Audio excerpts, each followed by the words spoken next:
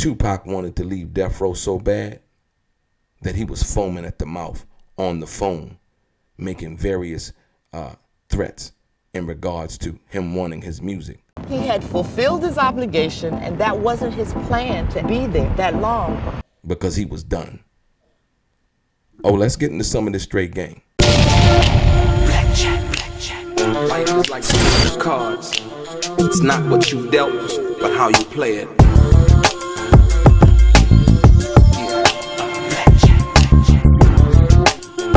Play each situation correctly.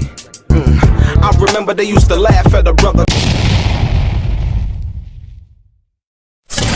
Welcome back, guys. Welcome back. It's your boy DELRAY, Richardson, platinum artist, platinum songwriter, Straight Game TV.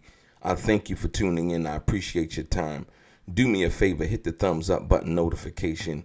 Also subscribe to the channel if you have not already. It's very much appreciated. And like I always say, if you would like to be one of the first people notified when I drop some of this straight game, please do me a favor and hit what appears to be that little bell notification right below this video. I'm going to get right into it.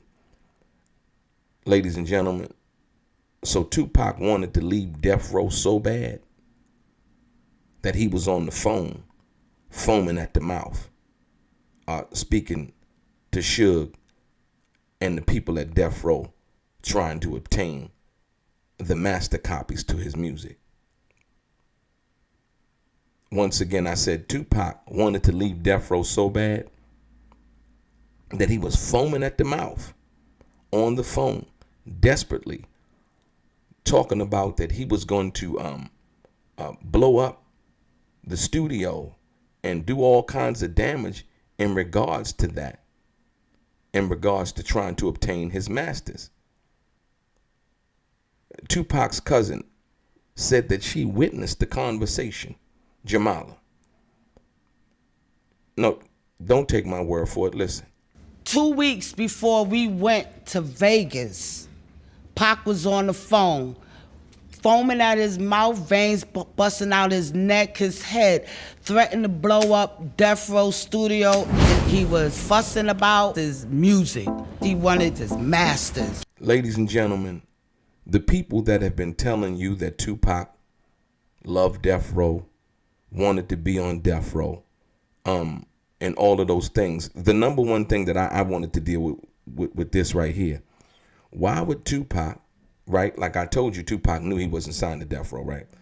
Why would Tupac, somebody who signed to Death Row, why would he be wanting his masters to his music? Why would he be demanding that he receive the master copies to his music?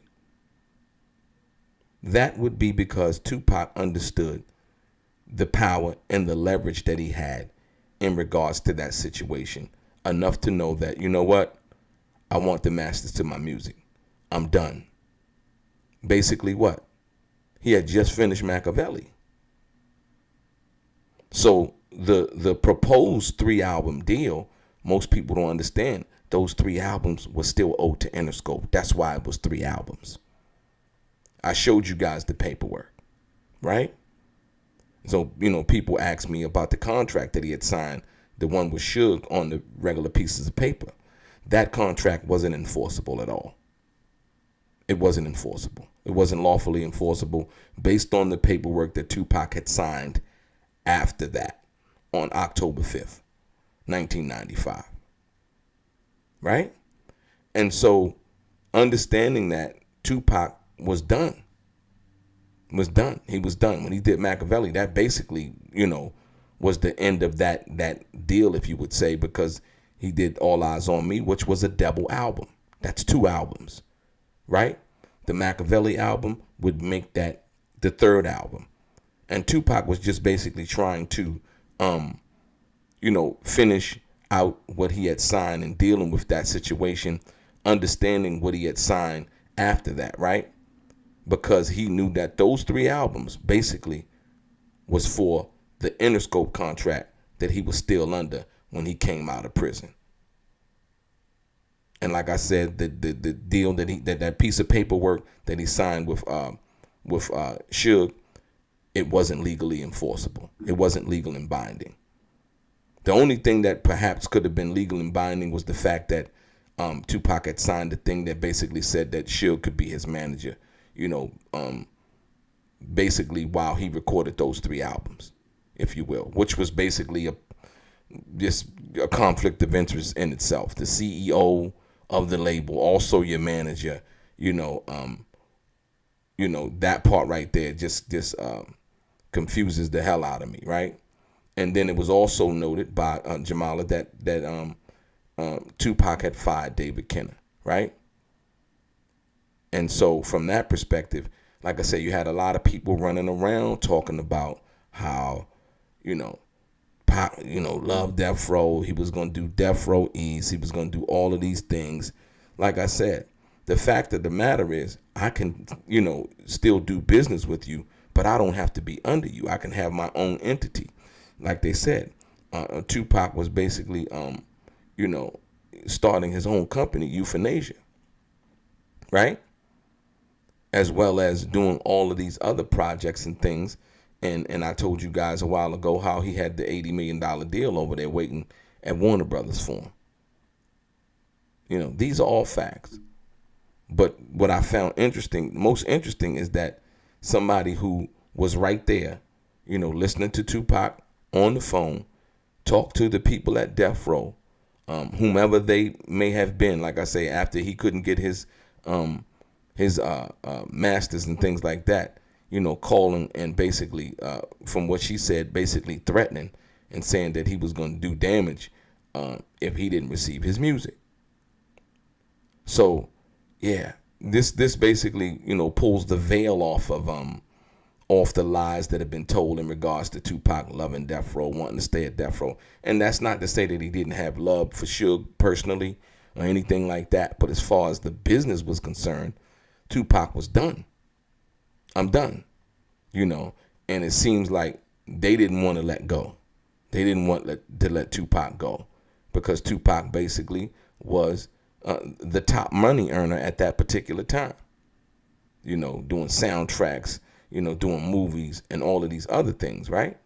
So, I don't really, like I said, when you deal with the truth and facts and involving this situation, with people who were close to him right there, I choose not to believe none of these other stories that have come out from people who weren't there, who simply weren't there, who act like they were there, and 1 minute they say one thing, and then the next minute when somebody else comes out and says something, they change their story, and then tell you about all they was trying to say. All I was trying to say was that no, that wasn't what you were trying to say.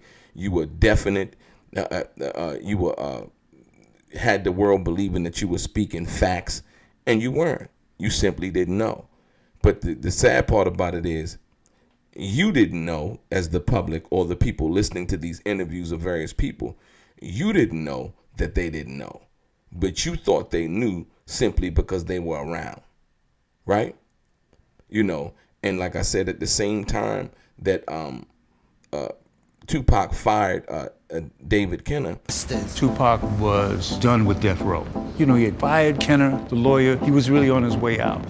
Tupac fired Reggie the Wright Jr. Yes, who has recently now come back and started talking about Tupac and how he thought that what would it have took for Biggie and Tupac to get back together again.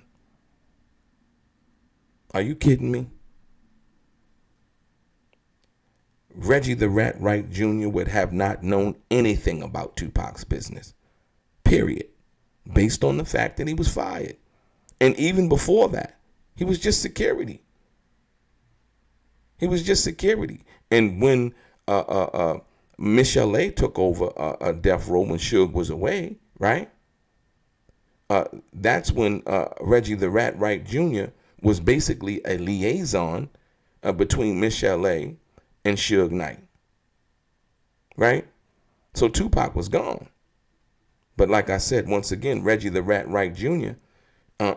Continued to say that Tupac wasn't leaving Death Row. He didn't hear anything about Tupac leaving Death Row, when we know now from Tupac's cousin that was an absolute lie. 2 weeks before we went to Vegas, Pac was on the phone, foaming at his mouth, veins busting out his neck, his head, threatened to blow up Death Row Studio. He was fussing about his music. He wanted his masters. Tupac was done with Death Row. You know, he had fired Kenner, the lawyer. He was really on his way out. He had fulfilled his obligation, and that wasn't his plan to be there that long. And we know that it would only be speculation and some kind of guesswork that would say that how Tupac and Biggie would have got back together. Nobody knows that. And we would hope that they would have gotten back together, and from what the things that Tupac says. But there's nobody else that can accurately speak on that and say, you know, how Tupac would have felt or how Biggie would have felt. It's simply irresponsible to make an accusation like that. So when we deal with the fact of the matter is, like I said, from Tupac's cousin, Tupac was foaming at the mouth. He was hot. He was heated. He made threats in regards to what he would do if he did not receive the master copies of his music. And like I said, once again, you take nothing away from Suge Knight with that. Suge did his thing. You know what I mean? And because you got to separate the two. You know, once again, one is business, the other one is personal. And dealing with Tupac's music and what he felt about him wanting to leave Death Row and wanting his masters and all of those things, that was business. You know, him and Suge going to the Tyson fight, you know, and all of those things, that's personal. So you got to understand and weigh the situation, you know, accordingly. You know, so like I said, once again, please do not listen to none of these other people out here talking about what they think or thinking you thinking that because they were around Death Row that they may know something that nobody else knows. They basically know nothing. Tupac was on Death Row for approximately 11 months out of his life, out of 25 years. And they have come up with more stories than Helen Keller, if you will. So, like I said, once again, yeah. But Tupac was leaving Death Row. According to his cousin, she heard the phone call. And she's not the only one, like I said, once again. Yeah. So, you know, people that were close to him. Yasmin Fula, Yaki Gaddafi's mom also said the same thing. She was the one who basically sent the letter to David Kenner. She also sent the letter to Reggie the Wright Jr. firing him too. So, like I said, once again, these people know nothing about what Tupac was going to do. The people who know about what Tupac was going to do were the people who were closest to them. Jamala, Yasmin, and so on and so forth. Your boy DELRAY, straight gang.